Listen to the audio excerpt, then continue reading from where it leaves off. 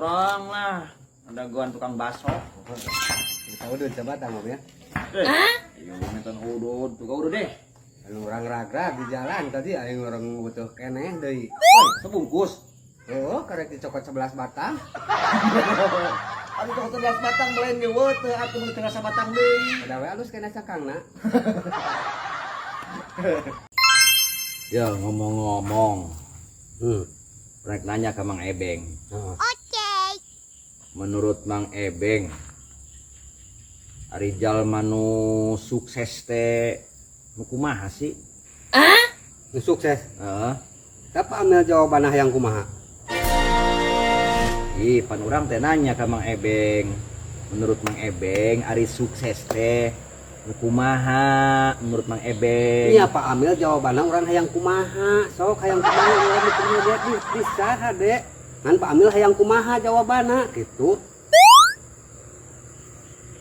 Sok kumaha hayang Pak Amil. Orang mah gampang masalah eta mah. Ngan Pak Amil kumaha hayang jawaban mah. Jawaban teh orang kumaha. Udah kakak liurnya. Ngalir. Ya Pak Amil kumaha ka hayang urang jawabanna kumaha. Engke kurang ditepikeun deui ka Pak Amil. Heuh, sok deui. Geus mau jadi nanyana urang. Wah, Moal. Ieu di ditu mah. heuh, da cari walieur. Yuk, punten. Ya, Dari Tumaro salah pemilik bumina Pak Amil paling mananya?